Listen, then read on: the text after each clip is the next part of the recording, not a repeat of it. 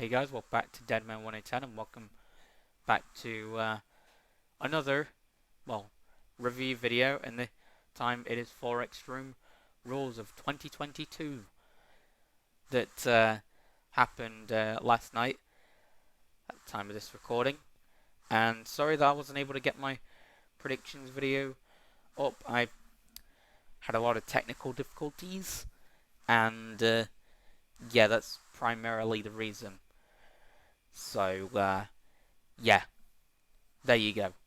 But, anyway, we're going to discuss about Extreme Rules, discuss about what I thought of the show, where we'll go from here, what happened, my predictions, since I never got to say them, and who won, and, you know, the usual. And, yeah, we got kicking in with Ross's video to help us out with that. Well, Ross back again with another video. So I just finished watching Extreme Rules with the homie Dub. Man, we had a good time on the In the Clutch page, man. If you missed out on our live stream and reactions of Extreme Rules, definitely go check it out. It's still up on the main page. But we had a good time, man. It was fantastic. Love everyone that was in the chat and that was involved. This was overall a fun show. I enjoyed it for the most part. We got to talk about some things, you know. Yeah, this show was a very, very great show. From top to bottom, it was a very, very great show.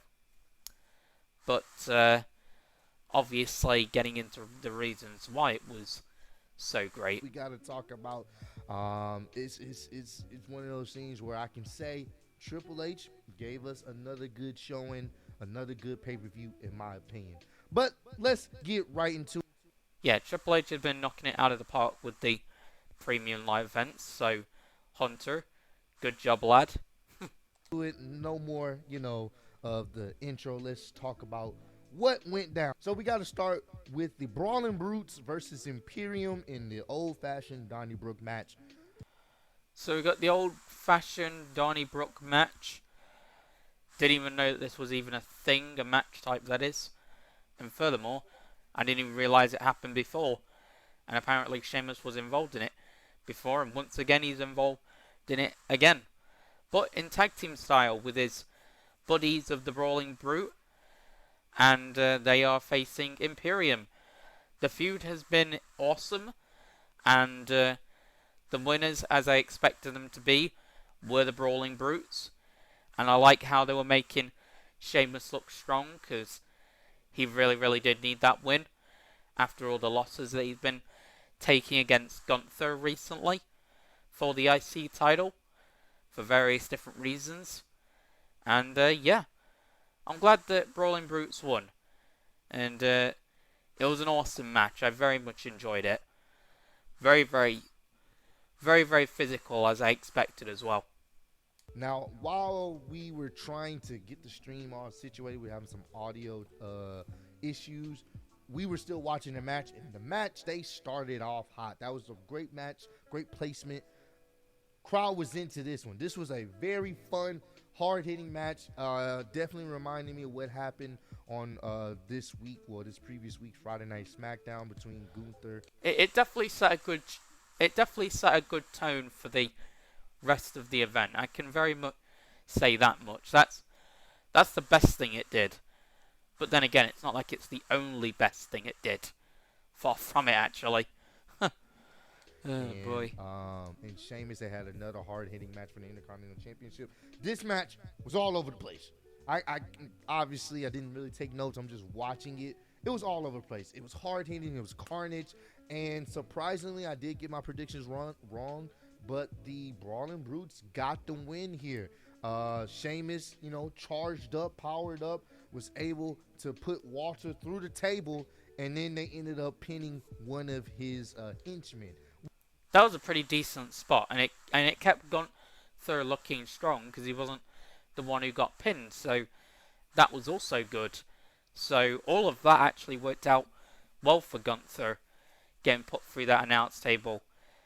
Like, cool spot, and it protected Gunther really, really well. So yeah, definitely one of my favourite spots of the year when it comes to just announce table spots, because it did everything it needed to and everything that it needed to right. So yeah, that was a good spot. Very, very good spot. Definitely one of the highlights of the match for sure. Which keeps Walter strong. Walter did not get, well, Gunther, did not get pinned. He got thrown through a table and they pinned one of his henchmen. That's to keep Walter strong. Do I think they will have another match for the Intercontinental Championship?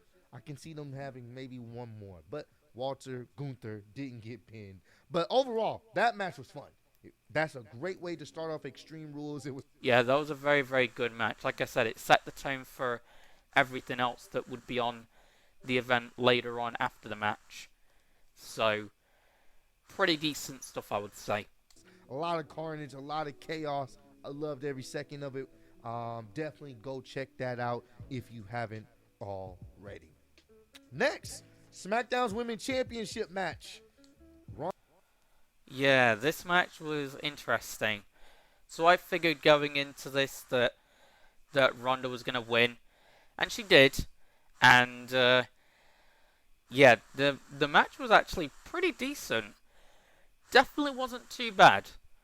And it definitely was extreme. And I enjoyed Liv's attire, rocking the Extreme Rules colours. But in a lot of ways, she almost rocked kind of a Joker-esque look. But you could also say Flashpoint Joker, because of the whole Harley Quinn mixed in with the Joker thing in Flashpoint, but that's a whole other thing. That's a whole other song and dance, but still, that's what it felt like it gave vibes of. All of that. Extreme Rules colours, Joker, Flashpoint Joker. That's all the vibes that it gave me of Liv's attire. So, definitely liked her attire. That was a good look. I hope that Mattel took note of that and are going to make that into a figure. That'll be good stuff, I bet. But the match was really, really good. And, yeah, as I expected, Liv lost. And she lost in kind of a odd way. She basically passed out, but she was smiling, which was kind of creepy. But either way, when the interviewers got backstage and catched up with Liv after the show, yeah, she definitely wasn't smiling. She looks like she's about to lose her shit. Simple as that. Lose her shit. So, yeah, so she didn't look that happy is what I'm trying to say. So, basically, this could lead to her snapping and possibly turning heel. Who knows? That's what I'm willing to bet will go from here from. And Ronda will just challenge somebody else for the SmackDown Women's title, but I guess we'll see. And as for the Brawling Brutes and the Imperium, I do think that Sheamus will get one more shot at the IC title against Gunther. I think that will happen. So that's where I believe we'll go from there. Just want to make that clear. So, yeah, match was good. I expected Liv to win. I mean, not Liv to win. Liv to lose, and sadly, she did lose. And, yeah, Ronda obviously won. I expect a heel turn from Liv, possibly. And that's as far as that match, goes. And, yeah, Ronda definitely had a lot of time with Liv's butt for some reason, because she kept swinging that kendo stick at her butt like her life depended on it. Ronda anyway, and yeah, she swung for the fences big time, and it was definitely interesting. And I like the little fan theory of what one of the WWE fans said about Liv and the fire extinguisher, how Liv has to keep that extinguisher at all times, so then she don't extinguish out because of her hotness. I like that. That was really, really funny. But, yeah. Taking the humor out of this, it was a very, very good match. I expected Ronda to win. Sadly, and I think a Liv Morgan heel turn is going to come out of it. So that's kind of the headlines for that match, pretty much. And the feud was okay, I guess. Wasn't really anything that special, I would say, but the match definitely made up for it. Ronda Rousey versus Liv Morgan in an Extreme Rules match. I'm gonna be honest with you guys. This match was not that enjoyable. The crowd kind of definitely died down from this match, from the first one. It had some moments, but it really, to be honest, their matches and their feud in itself wasn't that. It never really took hold. The one noticeable thing about this match is Ronda looks definitely like a heel. It seemed like she turned full heel in this situation, because for the longest she's been kind of riding the line of a tweener, but tonight with the response she got and just her mannerisms, she seemed more like a heel. Even after she won the championship, you could hear her voice, like she audibly said, "I didn't win this for y'all, I won this for myself." So yeah, I did hear that. So all I can say is, yeah, I think all that match did, like that Liv Morgan Ronda Rousey match did for, well, any of the competitors, is show off the fact that Ronda's now fully fledged heel. So yeah, I think that's all it really did. But like I said, it was an okay match. Wasn't the greatest thing in the world. Feud was okay, and Ronda won as I sadly expected. And yeah, that obviously legitimizes her heel run and kind of turn, full turn that is. And yeah, and I expect Liv to turn heel more than likely now after that loss that she suffered. it seems like Ronda is going to be more of a heel, which could probably work better for her character. But overall, I Yeah. didn't go in there believing that Liv Morgan was all of a sudden going to be extreme. She literally came out there with a baseball bat but it's like came out there with like a kitty baseball bat with designs on it, and it looked all like, just, it didn't look like, oh, I'm about to beat somebody with this bat. It looks like It's almost like she was trying to cosplay as Harley Quinn, which is interesting considering the attire choice. But yeah, it definitely was interesting. I'm not gonna lie. more of like a Harley Quinn bat, like, something you would have for a Harley Quinn costume for Halloween. This Yeah. would be one of her bats. Needless to say that Margot Robbie would be proud of that. She would be very, very proud of that, without a shadow of a doubt, or shadow of a doubt. Robbie would be very, very proud of Liv for carrying that baseball bat. Oh god. Obviously, you guys know what I mean by saying that, because obviously Margot Robbie plays Harley Quinn in the DCU, but, or at least did for the 2 Suicide Squad movies. But either way, enough said. Point is, she would be very proud of that. So yeah, there you go. Like, not to be taken seriously. It'd be different if she came out there with a bat with barbed wire, but the point I'm trying to prove is, when she came out there, I couldn't believe it. Within the match, I really couldn't believe it. And the crazy thing is, Ronda passed her out, sent her to the gulag, sent her in a deep sleep, made her pass Yep. out, which I'm all for. And the weird thing is, she woke up smiling. Like, I don't know. She just woke up smiling. Like, I don't know if they're gonna continue to maybe set up a match with them. I don't want to see this, honestly. I think this should be done, but they may set up one more match with them. But I don't know. I just, honestly, To be fair, it confused a lot of people why Liv was even smiling in the first place. So yeah, you've also got that. No surprise. There we go. I just didn't care for this match. This, in my opinion, just was the lowest point of the show, but the right person won. Ronda has the belt. I was wrong on the prediction here. I thought Liv was going to retain by some type of nefarious deed. I didn't think that Liv was going to retain when I, well, was going to do my predictions video. I figured that Ronda was going to win, and she did win as as expected. So there you go. Or somebody was going to interfere, but Ronda beat her within the rules and stipulations and sent her to the gulags in a peaceful sleep. So that's how that ended. The next match we have Drew McIntyre versus Karrion Kross, the strap match.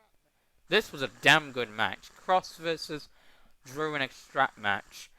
And of course, the last strap match that we had was, of course, one Fiend Bray Wyatt versus Bryan Danielson, which we will get back to the Fiend in a minute, guys. Don't worry, hold your horses.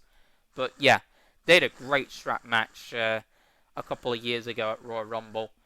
And yeah, hopefully Drew and Kross don't get fired or they don't leave. Because, yeah, I just hope that this doesn't become a trend where one guy gets fired and then another one leaves. The two people that were last in a strap match together. I hope this doesn't become a trend. Because I have a weird feeling like it will. But I don't think it will. I feel like, yeah, I don't think we'll get that situation. But either way, the feud was great between Kross and Drew. The match was equally as great. And, yeah, Kross won as I figured he would. Because we want to be building up Kross, ideally. So, yeah, he won as expected. And, yeah, there's nothing wrong with that. That's good. I wanted Kross to win. But, yeah. So, where we'll go from here, I don't really know, to be honest. I don't know what Kross is going to do. I feel like they're going to continue this feud between him and McIntyre. I don't feel like it's one and done. But I don't know what's going to happen. But I am very, very intrigued at the same time. So, yeah. Exciting times ahead is all I can say towards that, obviously. Match, man. This match was okay. It was kind of middle of the road. It wasn't that bad. Karrion Kross started off early with some heel tactics before the match even started. You knew it was definitely hard to watch though, with those slashings. Like, Jesus Christ, that was definitely an experience. His wife Scarlett was going to get involved throughout the match, which definitely happened. Definitely those the strap lashing, that was pretty intense. You can hear the strap just hitting the skin, the bare flesh. That was pretty intense. It was a pretty good visual, and the way it sounded, the welts I know they have, definitely painful. The ending of the match, yeah, like the camera angles of those shots being delivered was great. The shots themselves were great, and they made you feel that sense of uncomfortableism, which is what WWE would have wanted. And I did feel that way, for the record, for Drew McIntyre, comes in, who was obviously the face in the match. Comes ahead when Scarlett gets involved. I guess she used some type of mace and sprayed Drew in the face, and then I believe it was pepper spray, but don't quote me on that. And who knows if it was real pepper spray, especially as Scarlett sprayed that like her life depended on it in Drew McIntyre's eyes and face. Like, that was pretty insane. But after that, Kross would hit his forearm finisher thing, and then would pick up the win. Karrion Kross takes care of Drew McIntyre, but as he's pinning him, I guess some of the whatever spray ends up in Karrion Kross's face. So he wins, but he's over there trying to wipe his eyes too, or whatever. So inadvertently, I didn't realize that. That's quite funny. She sprayed some type of mace, and it got on Karrion Kross as well, or whatnot. That was a little funny segment, but overall, I expected. I didn't realize that happened. That was really, really funny. Especially as I didn't even know it happened. I expect. Obviously, accidents happen. You just don't book him to be this credible threat to only lose. Especially on live TV, so Yeah, it doesn't matter. Doesn't take away from the ending at all. Lose his first pay-per-view match back in WWE. Do I think this is over for them? No. I think Drew wants to get his run back, but I don't think he will succeed. They will probably have a match at Crown Jewel potentially. So, but overall, Yeah, middle of the road. I expect. that sounds about right. I do think that will happen, and I think we will get a match with like Sheamus or Gunther for that IC title, maybe at Crown Jewel. So a couple of the matches are fairly predictable thanks to how the outcomes of this show and the matches have unfolded, you know? A little bit better. I was hoping it was going to be a little bit better, but this was okay. It was serviceable at best. Not a bad match, but not something that you just be like, oh, I got to go watch it again. You know what I'm saying? So serviceable, middle of the road for me. The next one is the Raw Women's Championship, Bianca Belair versus Bayley. Bianca's pretty much going out there by herself. Her allies have been taken out by Damage Control and Bayley. Yeah, so match that we got up next is Bianca versus Bayley. Bayley in the first ever Women's Championship ladder match, which, yeah, I didn't know that this was the first time. Yeah, quite history making, but either way, history was made. Bianca retained her belt or title, and yeah, I don't think that was the right choice. I think Bayley should have won, but it's fine. And of course, Bianca had no allies thanks to Damage Control, and that obviously played a factor. And yeah, the match was really, really good. Well, kind of. It had a lot of botches, but for a first-time ladder match for the women's title, it definitely could have been a lot worse. So, yeah, it was okay. It was definitely serviceable at best, but I kind of wish that it would have been a lot more better. But seeing as it's the first time that a match like this for a championship has been done with women's superstars, I am willing to give it a pass. Obviously. I expected Bianca to overcome the odds because of how they just set things up these past couple of weeks. Was it a good ladder match? It was entertaining. It had some pretty good spots. They did pretty good. They really showcased Bianca Belair's strength. The fact that even though it was kind of a botch segment, Bianca was trying to. Yeah, like, just blame it on the ladders. It's not so much the competitors. The competitors tore the damn roof off the joint, but the ladders, as per usual, aren't really ones for functioning in a way that is satisfactory to the overall product of the match itself. So that definitely did play a factor in the match, but in the quality of it. But it was still an okay match, like I said before. Feud wasn't too bad, and I think we will get another match with Bianca and Bayley at Crown Jewel, maybe for the Raw Women's title, perhaps. I don't know. We'll have to see. That's what I'm willing to bet will happen moving forward. Both Io and Dakota on her like shoulders. 61 unmissable games. 32 of the world's greatest. But they weren't in that position, so they were in that spot a little bit too long. It was definitely botched, but the fact that she was able to get them up was fantastic. Now, the finish was kind of weird because you have Bianca about to go for her traditional finish, but she has the ladder on top of Bayley over her shoulder, and you can see Bayley holding the ladder. And now, it would have made sense if she's holding the ladder, but it would have probably been much harder for her to throw her. So they probably should have did a different spot. But when you see the spot and you're paying attention, Bayley's holding the ladder, preparing to get hit with the finishing move by her opponent. Why would you hold the ladder? You know what I'm saying? So they probably should have did something else. But even then, that spot was brutal because Bayley couldn't really protect herself. As soon as she went down, she's holding the ladder. Her face hits the edge of the ladder. I think maybe like some, I don't know. I hope she didn't lose a tooth, but her mouth was bleeding. So, yeah, they kind of did have to change things up on the fly, but at least the match ended, and obviously at least well, I'm not going to say the right person won, but uh, put it this way, guys. The match ending could have been a lot worse.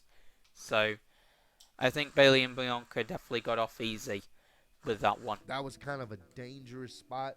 But other than that, it was still an enjoyable match. It was still enjoyable. It made Bianca look very strong, and it was cool. It was a cool ladder match. Nothing too crazy. The right person won. So at this point in the show, outside of the very first match, everything else was kind of middle of the road. At this point in the show, I was still enjoying myself. I was hoping for a little bit more in some of these matches, but nevertheless, it was serviceable outside of the first match in the Ronda and Liv Morgan. But this match next, this is when it just skyrocketed. This is where I felt like we were in some Extreme Rules territory. Edge versus Finn Balor, I Quit match. Edge versus Finn Balor, I Quit match. The feud has been awesome. The match was insane. And who I thought was going to win was Edge, because I figured it would make sense storyline terms, but no.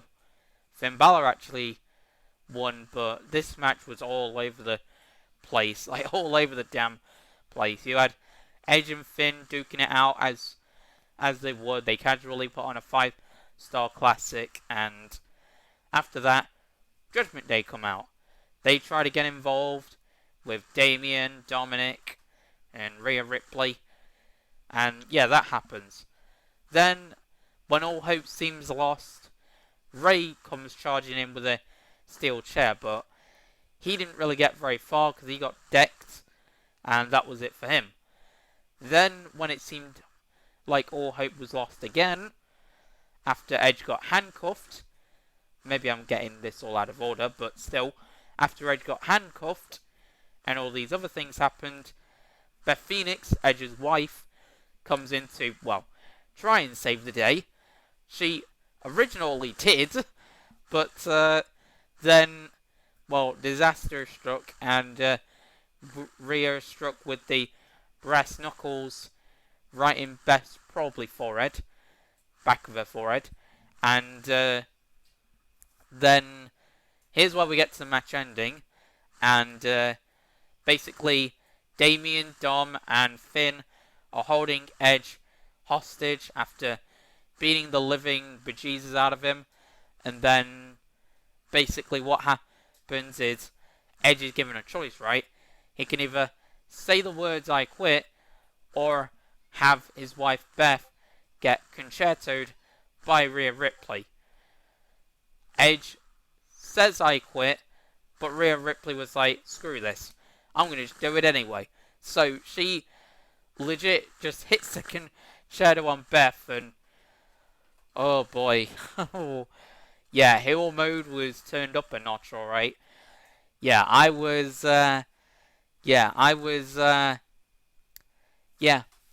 was an experience to watch. It really, really was. And, yeah, it definitely left me feeling a certain type of way. That ending did. But where we'll go from here, yeah, this is far from over. Far, far from over. And maybe this could take place in a War Games of sort. Maybe. Which if so, then that will be cool. But I don't know what's going to happen. But I know that this isn't far from over. I know that Raw's going to be the continuation of this story. And it has been a great one at that. So I don't mind it continuing all the same. What do I have to say? Easily the best match of the night. There's no competition. This was the best match of the night. I was looking forward to this match, and I said this in my preview predictions. The only way Edge loses is if Beth Phoenix gets involved, or someone gets involved, and he has to say "I quit" to save them.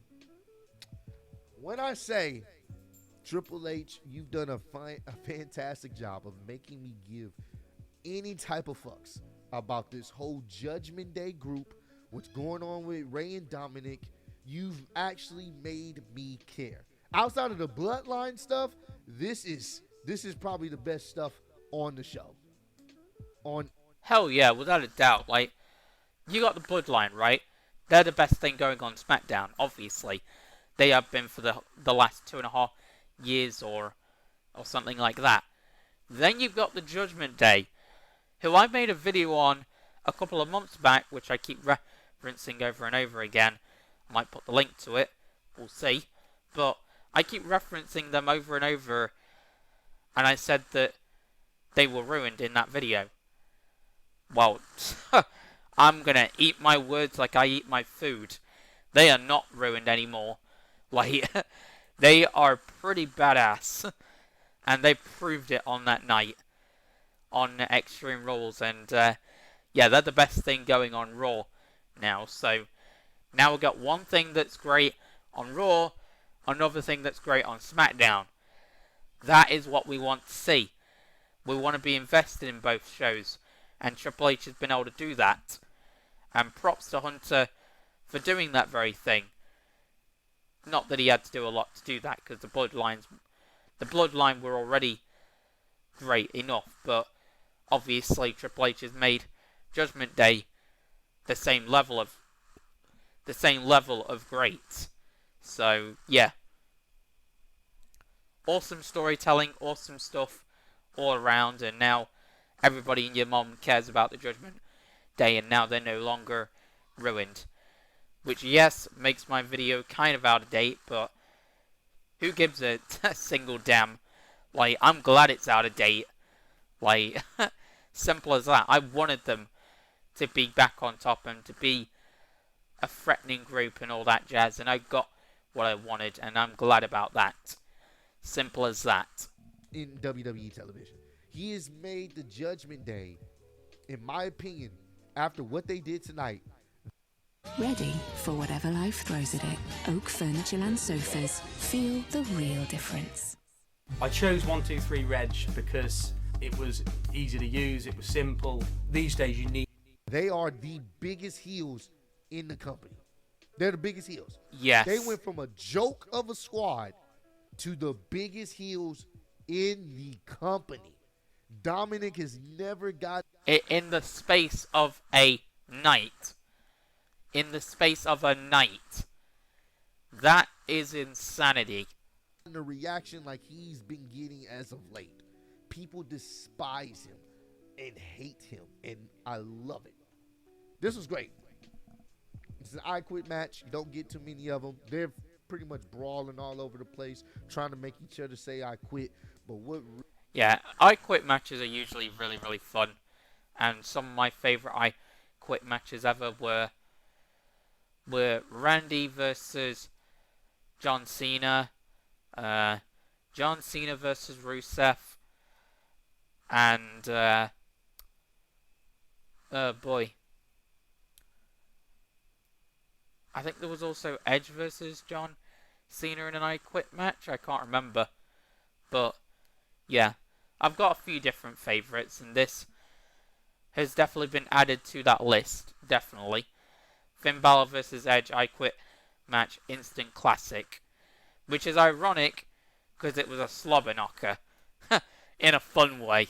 really started ramping things up. You knew Judgment Day was going to get involved. They come out there with their shenanigans. You knew it was going to happen. Then you hear Ray come out there. You see Ray out there. And before Ray can even do anything, bro, before he can even do anything, you know, he gets taken down. He gets taken out. You knew Rhea Ripley was going to come out of nowhere. She comes out of there. She has the handcuffs or whatnot. She ties up Edge. Edge is in a vulnerable situation. He's about to get mauled and jump. He does get mauled and jump. And that's, bro, they just set this up great. Set this up fantastically. Beth Phoenix comes into the mix. She starts beating the crap out of them with kendo sticks. Love this, by the way. I'm talking about Dominic was catching the beats too. Oh, this was so great. Rhea caught a beautiful spear by Beth Phoenix. Chef's kiss, so fucking great. I'm losing it. If you haven't seen it on the stream, I'm marking out. I'm having a great time. Yeah, Beth can hit a spear all right. Like, She can hit a damn good spear. And I would expect so, seeing as she's married to Edge, who's been spearing people for decades. So I would expect that out of Beth. Having fun right now at this point. Edge gets free. Another great moment. That boy Dominic out there trying to Uncle Edge me. Uncle Edge is me. He's trying to plead his case. And shades of what happened at Clash at the Castle. Edge kicks him straight in the balls. Crowd loves it. Yeah, that was great. I'm glad that Edge got his comeuppance in that way, getting to kick Dom in the balls after Dom kicked him in the balls last month.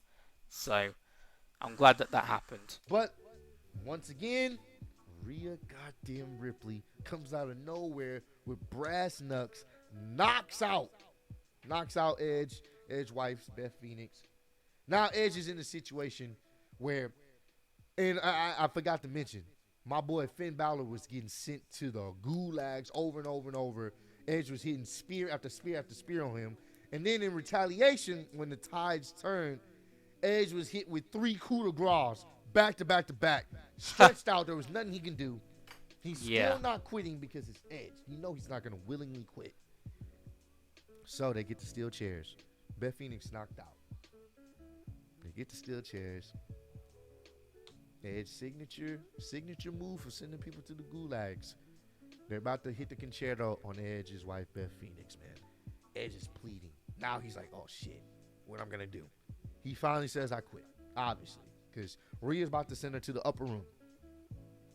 And probably one of the most savage things we've seen on WWE television in quite some time. After he says, I quit, Rhea says, fuck it, I'm sending her to the upper room anyway. And proceeds to hit her with a vicious concerto. And when I say I was shocked, I was floored, Dub was shocked, Dub was floored. The crowd gave them the best nuclear heat I have seen in so long. You don't get boos like this. They were booing them for about good 5 to 10 minutes straight. Boos. Great.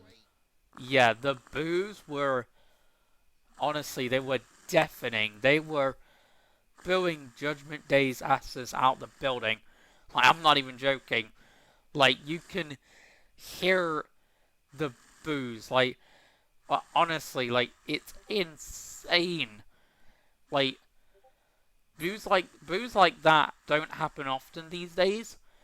And oh my god, that was bloody fantastic. That was amazing. The way that the WWE set that up and how it paid off was insane. And I was about ready to cry, seriously, when that happened. Oh my god. When I tell you I was feeling some type of way after that happened, I was feeling some type of way. Seriously. It was insane. Fantastic. Oh, this whole segment was great. Michael Cole's commentary. He was losing. He started cursing. Like, he was disgusted. They're like, yo, get somebody out here. This was fantastic. I thought I wanted this feud to end. I don't now. I want Edge to get his run back. This story is going to continue, and I'm all for it. I'm all for it. I am all for it. I want to see Edge go to that place of no return now. I want to see Edge start taking people out one by one. This was great. Fantastic. If you have not watched this whole... You just know that when Raw hits and Edge is on your screens, oh my god, he is going to lose his shit. He really, really is. Don't be surprised if Edge comes out at the start of Raw and just demands that Judgment Day get their asses out here or out there. Like, don't be surprised, because you just know it's going to happen. It's like a ticking time bomb at this point. match, this whole segment. This is worth your time. This gave me Extreme Rules vibe. Fantastic. Hell yeah. Loved it. Best part of the show. All right. So we get to the main event. Seth Rollins versus Matt Riddle in the So what I think will happen moving forward is Edge will come out straight away at the start of Raw and try and basically demand that Judgment Day get down to the ring. And yeah, I do think that this will continue. I don't want it to end. It shouldn't end. And there you go. Feud's been great. Match was goddamn amazing.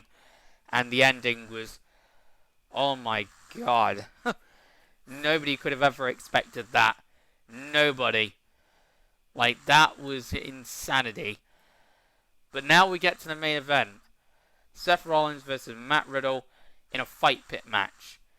With UFC legend, can't remember his name. the fight pit match with Daniel Cormier as guest referee. Oh, Daniel, I think it's Cormier as special guest referee, UFC legend. And yeah, this match was pretty good stuff. I enjoyed it a lot. And the finish was a bit, yeah, it did seem a bit rushed, but I think they did kind of lose track of time. So it wasn't entirely Seth and Riddle's fault, but it could be worse. Because at least the ending of the show more than made up for it. And we will obviously talk about that in a little bit. This match was okay. It was hard to compete with what we just saw, the emotions we just felt. It was hard to compete. There was really nothing they could do here. There were some good spots, some good moments, but honestly, in my opinion, I think a lot of us can agree. I think the feud definitely needs to end here. They can leave it. This is Real Impact. The Rugby League World Cup. Be there. Alone at this point. And also, Riddle's obviously won, so it makes sense to end the feud now. And the feud's been amazing. And like I said, the match in question was alright. It was okay. Definitely could have been. It definitely wasn't that bad. But yeah, the match was serviceable. I was expecting maybe a little bit blood, but the match was serviceable, kind of back and forth. Seth Rollins came out there with the RVD gear tribute. I thought that was pretty cool. He even did a little RVD chant from the top of the cage area down. That was cool. I didn't even realize that he did that, but yeah, it was a pretty cool gear that Seth had. That RVD gear that definitely needs to be made into figure form, without a doubt. To Matt Riddle was so Mattel, get on that now. Or whatnot. But is all I'm gonna say. I think the spot of the night, about that. One of the spots of the night. Even in this match, is Matt Riddle jumping down from the top of the little cell area all the way down to Edge in a brutal spot. I don't know how. Not Edge or Seth Rollins. I don't know how Seth Rollins didn't have broken ribs. That spot was fantastic. That spot was definitely something. Like, there was no give to that mat like normal in-ring mats, I don't think. And for that fight pit match. And yeah, Seth is lucky that he didn't have broken ribs. Like, that was brutal, bro. Like, damn, oh damn. That was definitely something. Daniel Cormier was definitely getting kind of rough with him, like pushing up against the cage, like I'm the referee. I'm like, goddamn, bro, calm down. Yeah. But ultimately, Matt Riddle was able to get Seth Rollins to tap out. It was a cool little moment, but I think people were really more excited to see what was going to happen after the match. Hell, throughout the match, they were saying, "Where's Wyatt?" So people weren't as invested in this because they were waiting for something at the end. So this match really wasn't gonna. I didn't think it was gonna really be able to take off like maybe they wanted to, because people were already anticipating something else after the match and what we saw previous. But other than that, it was still middle of the road. It wasn't bad by any means. Maybe it probably could have serviced. If this happened on Monday Night Raw, this probably would have been one of the better matches and segments on Monday Night Raw. But it's Extreme Rules, so this was more or less in the middle of the road, not too bad or anything like that. But we know, Yeah, like, the match was not that bad. Like, it's definitely worth watching. Like, the matches I think you should go out of your way to watch are Brawling Brutes versus Imperium, Edge versus Finn, and Seth versus Riddle. That's what I believe. That's what I believe are the matches that you should go out of your way to, well, watch. So, there you go. That is that. And now on to the moment that everybody and their mom and cat and dog and everybody of the land of the WWE Universe has been talking about non-stop. And it's probably made headlines for all I know. But it is the return of Bray Wyatt. what people were wanting to see for months. Well, it seems like months, but for weeks, we've been seeing these little vignettes, little QR codes. Yeah, like, we've been seeing these vignettes of the White Rabbit, and all speculations have been running wild, like literally smoke out of a fire, and they all came back to the one and only Wyndham, aka Bray Wyatt. Little secret things that you can find when you scan the QR code. We've been seeing bunnies walking around the shows. We've been seeing a lot of things on social media. And this is probably one of the more creative things they've done to repackage a wrestler again. Lights go out as they're fading to black. Lights go out. And then you hear in the sound system, got the whole world in his hands. You know it's Bray. The crowd's going crazy. Everybody got their flashlights out. And it cuts to different parts of the stadium, a spotlight of the Firefly Funhouse. Different characters that we know. So basically what happens is the lights go out, the fans put their lights on, Bray says he's got the whole world in his hand. That continues for a good few minutes or so. And as that's going on, you see these lights coming on. And these lights end up showing puppets, but they're not just Bray's puppets, but they're alive puppets. So you got Abby the Witch, Huskus the Pig Boy, Mercy the Buzzard, and Rambling Rabbit. And they are all alive. And I was so creeped out. That was so weird, but so cool. And then it cuts to the Firefly Funhouse, and R.I.P. to all the puppets. They're basically murdered. And, definitely disturbing to look at, not gonna lie.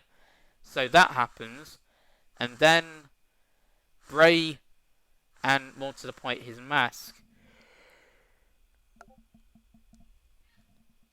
Sorry for that yawn, guys, but yeah, his mask appears on the TV. It glitches, and then Bray appears from out of the smoke that was behind the door, and he wears the mask, and you just see the lantern before you see him, and then he takes the mask off, and it is finally revealed that it is in fact Bray Wyatt. And this was amazing. Even the Fiend was at ringside, like with the mask. One of the Fiend masks was on the. Oh yeah, you also had the Fiend, and then you had the burnt Fiend mask on the commentary table, which had Michael Cole and Corey Graves hightail it out of there, which I thought was quite funny. Looking back at it anyway, but at the time I was so in awe and just creeped out that it was just, it was an experience to watch. The commentary table, and Michael Cole jumped out of the seat. It was fucking fantastic. Then they cut to like a little TV set, and then they cut into the old Firefly Funhouse set. Everything's dusty. Everything's gray. Well, not gray, but it's just everything's dusty and old. Like, no one's been there for a while, obviously, because Bray was fucking gone. Yeah. And there's just like this doorway or whatnot. You see this doorway on the ramp aisle. It opens up. And you see the lantern. And then you see Bray comes out there. He's behind this white mask. And he takes the mask off.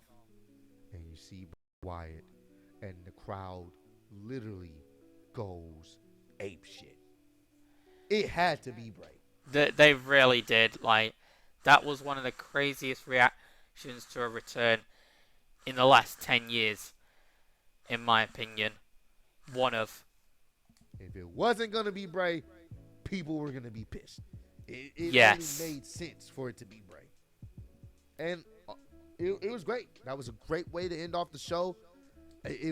Great way to end off the show. The perfect way to repackage him for a 6th time, seeing as it's Wyatt 6, and a great way to return him as well. So all of that was perfect in every way that it needed to be for. This is probably one of the better moments of them really taking time with marketing this and making sure people care, because there's so many people that's been talking about this for fucking Yes. weeks, and now they got the payoff that they wanted. Now it's going to be interesting to see what they do going forward. Who does Bray Wyatt feud with? That is going to be the end-all be-all. That is going to be the intriguing part coming out of all this, is who does he feud with. Because originally I thought he was going to target Seth, but he didn't target anybody. So that's where the intriguing part comes in, of who the hell does he target? And I don't know. Is going to be the real question. What they do with Bray, I am actually very intrigued to see what's going to happen. As am this I. Monday Night Raw, man. I am looking forward to it, so I'm going to be streaming that. But overall, the show for me. Yeah, I'm very, very interested to see what they'll do with Bray, seeing as he didn't do a lot other than, reintroduce himself and so on, in a very, very disturbing fashion, as is the agenda and tradition with Wyndham and Bray Wyatt. So, yeah. Great return, great end to the show, great show as a whole, and, yeah. Don't know where we'll go from here in terms of Wyatt and his plans, and Matt and Seth. I don't think they'll end up feuding anymore, so they'll just go their separate ways and do whatever they end up doing. I don't know what that will be, but we will obviously have to see on Raw. But yeah, great premium live event, great ending to the show. There's a few great matches that I highly recommend you go ahead and check out. And yeah, this has been my Extreme Rules review. And yeah, like, comment, subscribe, share the videos, favorite videos. If we could get out to, I think it's 150 likes, I might be wrong, then that'll be very much appreciative. And yeah, I can't remember the like goal that we're at and all that jazz. I'm only guessing that it was 150, but we'll see. I'll have to go on to one of my older videos and have a check of that, so I know for next time. But let's just say theoretically it's 150 likes. If we can get up to that point, that'll be great. And yeah, comment, favorite the videos and all that jazz. And yeah, I'll catch you with more videos in the future. I do plan on uploading a little bit, but yeah, we'll basically go through the rest of this video, and then I'll say ciao, guys. Basically, Scale of 1 to 10, said on the live stream reaction, I give this a solid 8 out of 10. The ending was fantastic. The I Quit match was fantastic. The first match of the night was great too. The Donnie Brooke match, that definitely, they started off very hot with that one. Everything else was middle of the road, not bad, but not something that I'm just gonna I gotta go see again. There was some cool moments with these stipulations, but outside of that, everything else was just in the middle of the road. But those other segments fucking carried the show. Loved it. Yeah, like this Extreme Rules pay-per-view or premium live event was way better than last year's. Way better. And you can sense from my voice when looking back at last year's Extreme Rules review that I did. Like, this was way better. Way better. But, yeah. There you go. For me, I enjoyed it overall as an overall package, 8 out of 10. So comment down below. Let me know. Are you guys excited that Bray Wyatt is back? What do you guys rate the show on a scale of I'm very excited that Wyatt's back. 1 to 10? Who do you guys think Bray Wyatt will feud with? What do you think is going to happen when Edge come back? And how should he take out all the members of the Judgment Day? And just let me know down below if you enjoyed this pay-per-view overall. I know I did. I know Dub did. I know everyone that was in the chat, you guys enjoyed it for the most part as well. But I appreciate y'all kicking with me. See y'all next one. Peace. But, yeah. Like I said, like, comment, subscribe, share the videos, favorite videos. I could go up to 150 likes, because like I said, I think that was the like goal that we were trying to hit. Then that'll be great. And yeah, ciao guys.